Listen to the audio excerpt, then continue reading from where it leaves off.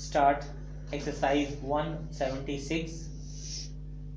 When we analyzed why the coir industry in the country was not further developing, we found that unless we produce better goods for export, there could be no further improvement.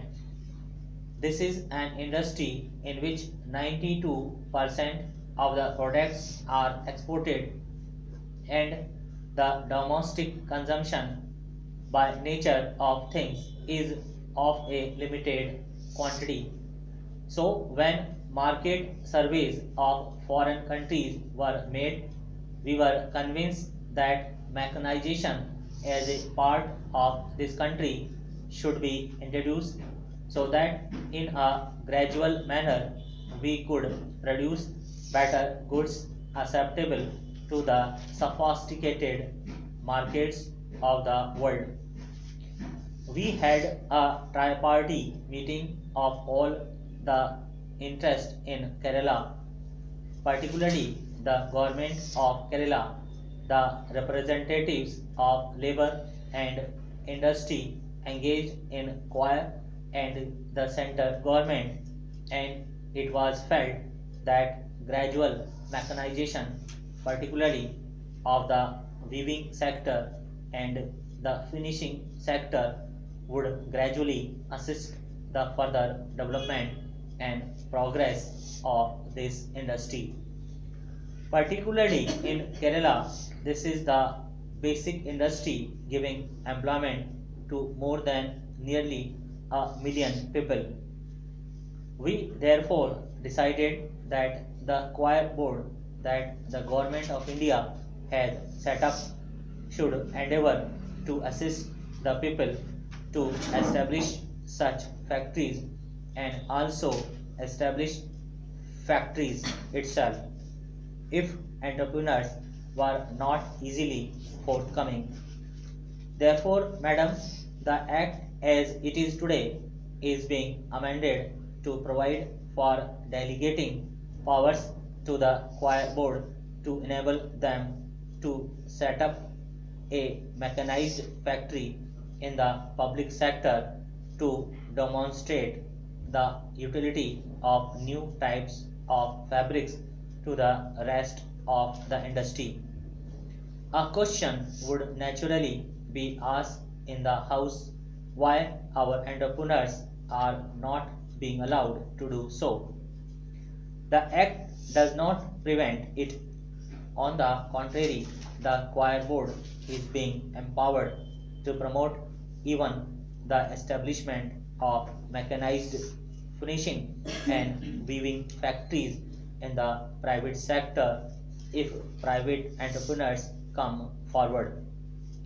But looking to the nature of the industry and the entrepreneurs class engaged in this industry, we have found that in the last few years, not many entrepreneurs have been coming forward, and we would like to establish one of the most modern model factories which can produce the largest type of goods.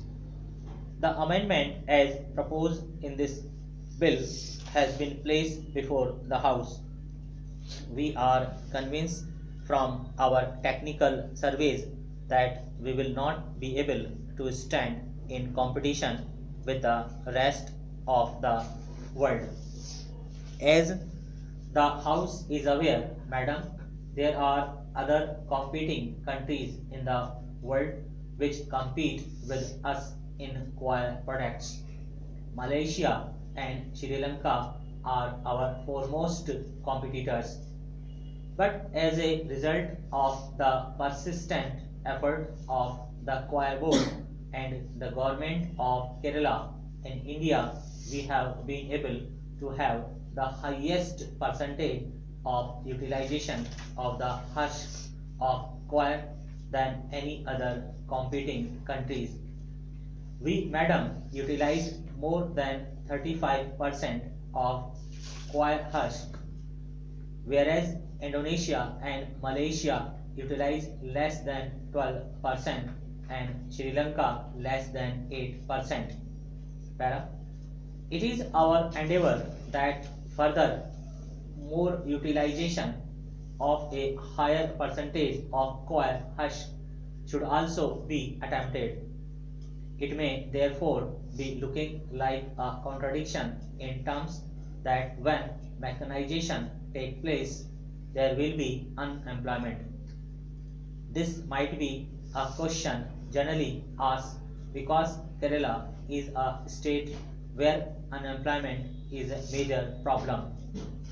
But madam, the experience that we have in other industries is that all mechanization does not lead to less employment.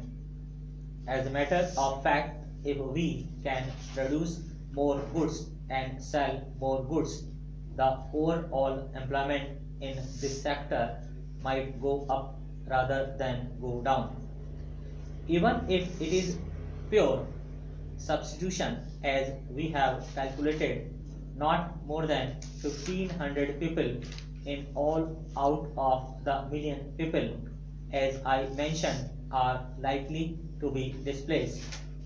But our hopes are that not only these 1500 people will not be displaced, but we might be able to provide additional employment as a result of larger and larger utilization of the husk and better production of the goods and larger sales and marketing of these products.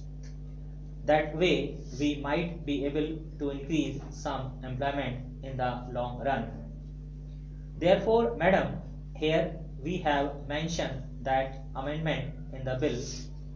Another amendment that has been sought to be provided is that this is a poor industry and so far there was a cess on their coir products which finance the development of coir industry. Madam, the government of India therefore decided to remove the cess forthwith, and only a month back this cess has been abolished and no coir products either for export or for internal marketing will have to pay that cess of about rupee 1 or so many more, which was a burden to this industry. Therefore, the amending bill also provides for a direct grant from the Consolidated Fund of India and all the activities of development that the coir board requires for developing this industry in various parts of India and particularly in the state of Kerala. Sir, this amending bill is quite a healthy one, and on